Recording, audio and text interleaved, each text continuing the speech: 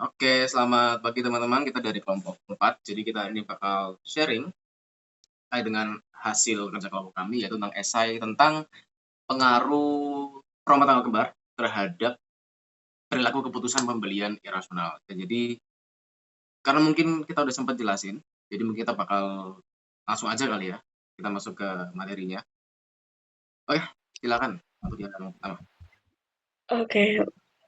Tanggal kembar sendiri di sini itu adalah promosi yang muncul ketika angka tanggal dan bulannya sama. Contohnya, yang terkenal itu 11, 12, 12. Nah, di tanggal itu biasanya toko online offline tuh ngadain diskon gede-gedean. Nah, untuk pembelian irasional sendiri itu adalah kondisi di mana kita beli barang bukan karena kita benar-benar butuh atau bukan karena sudah dipikirkan secara matang-matang secara logika, tapi karena terpengaruh situasi dan perasaan tertentu. Nah, kenapa penting dibahas? Karena tujuannya itu supaya kita lebih berpikir rasional dan berhati-hati. Jangan sampai tergiur dengan harga murah, lalu beli barang yang sebenarnya nggak dibutuhin sama kita. Nah, kalau nggak waspada, niatnya menghemat, malah bikin boros dan merugikan diri sendiri. Nah, untuk pengaruh promo tangga kembar terhadap keputusan pembelian irasional, kelompok kami itu ada dua jawaban. Yang pertama, sense of urgency yang akan dijelaskan oleh Benny dan anchoring effect yang akan dijelaskan oleh Anissa.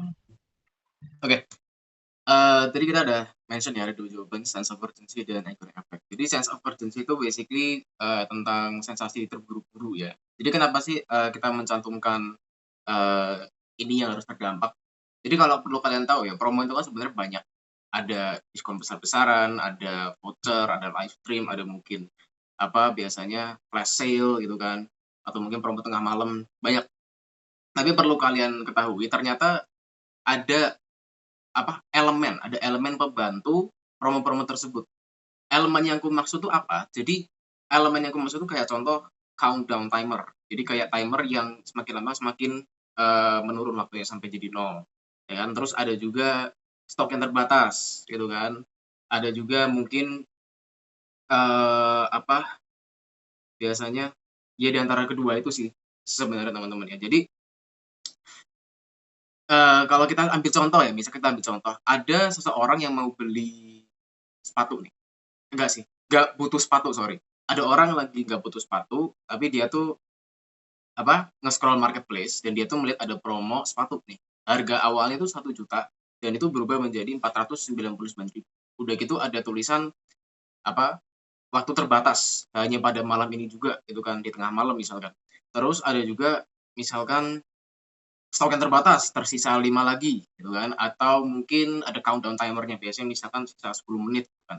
Nah, secara nggak langsung yang ada di pikiran orang itu dia harus bukan harus, dia tuh berpikir aku tuh harus beli produk ini karena ya even though sebenarnya dia nggak butuh tapi dia bakal beli barang itu kemungkinan besar dia bakal beli karena dia merasa terburu-buru gitu kan udah harganya murah ada potongan harga sebesar 50% tapi hanya pada malam itu juga udah gitu stoknya terbatas dan dia harus bersaing dengan yang lainnya gitu kan dan ada countdown timernya, ada countdown timernya membuat dia semakin merasa terburu-buru bahwa ini semakin lama semakin habis nih waktunya nih.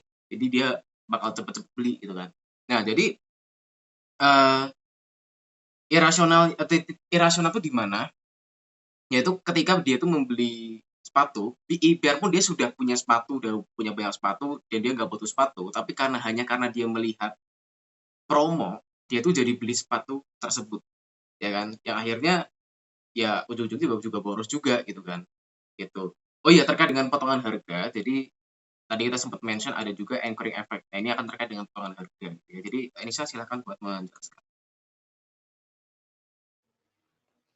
Jadi, anchoring effect atau ilusi penghematan itu adalah kondisi ketika konsumen itu menjadikan harga awal sebagai patokan untuk menentukan apakah barang itu uh, barang yang mereka beli itu murah atau mahal. Untuk memperjelaskan lagi fenomena ini, anggaplah konsumen itu ingin membeli skincare dengan harga patokan 500.000.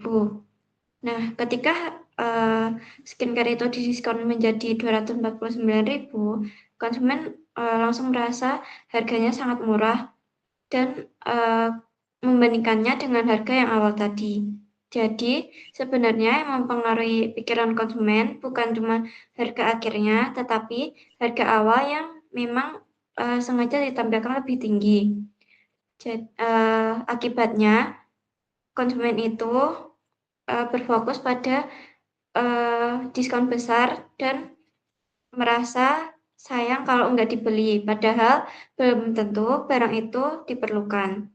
Jadi hal ini bisa dibilang irasional ketika konsumen memutuskan membeli skincare tadi hanya karena mereka merasa hemat dan bukan berdasarkan pemikiran apakah mereka benar-benar memerlukan barang tersebut. Oke. Jadi kesimpulannya memang promo itu dia memberikan apa ya teman-teman, keuntungan. Bukan keuntungan sih sebenarnya, lebih ke arah ilusi ya, ilusi bahwa pembeli itu merasa diuntungkan. Jadi mereka tuh merasa lebih hemat ketika membeli barang yang ada promosinya gitu kan. Yang perlu kita tahu sebenarnya bukan itunya, karena dari harga 1 juta menjadi 499.000 itu memang terkesan lebih murah teman-teman ya. Jadi kita merasa, oh dengan harga 1 juta aku bisa beli dua sepatu yang lebih, beli dua sepatu dengan harga yang lebih murah gitu kan. Sebenarnya bukan masalah berapa banyak barang yang bisa kalian dapetin dengan uang 1 juta, tapi yang perlu kalian tahu uang 1 juta kalian tuh sudah hilang gitu kan, dan belum tentu barang yang kalian beli ini ya perlu-perlu banget, nggak butuh-butuh banget gitu kan. Mungkin kalian punya sepatu dan kalian beli 2 sepatu, hanya karena merasa untung bukan berarti kalian diuntungkan. Sekali lagi kalian tuh konsumen bukan pembeli. Fun fact ya, namanya konsumen nggak pernah diuntungkan teman-teman ya, jadi hanya sensasi aja. Nah, saran yang bisa kami berikan adalah sebelum kita membeli produk apapun ya, promo apapun gitu kan ya, coba tanyakan ke diri kita dulu, kita tuh beli ini karena kita butuh atau karena kita ingin gitu ya. Kalau karena kita butuh, I mean it's okay, monggo gitu kan. Tapi kalau karena kita ingin ya, coba tanyakan lagi ke diri kalian, kira-kira dampak ke depannya gimana? Apakah uang aku aman gitu kan ya? Apakah dampaknya negatif atau tidak ada dampak atau bahkan justru dampaknya positif? Coba dipikirkan. Kalau dampaknya negatif ya jangan, kalau tidak ada dampaknya ya monggo-monggo aja, tapi tetap harus dipikirin. Tapi kalau dampaknya positif, boleh-boleh aja, tapi ya sebisa mungkin tetap harus dipikirkan berkali-kali ya teman-teman ya. Karena sekali lagi itu terkait dengan kesehatan finansial juga. Oke, jadi sekian mungkin ya presentasi dari kami kelompok 4. Mohon maaf jika mungkin memang ada penjelasan yang kurang jelas, jika kami jelaskan kurang jelas. Terima kasih, selamat pagi, Tuhan memberkati.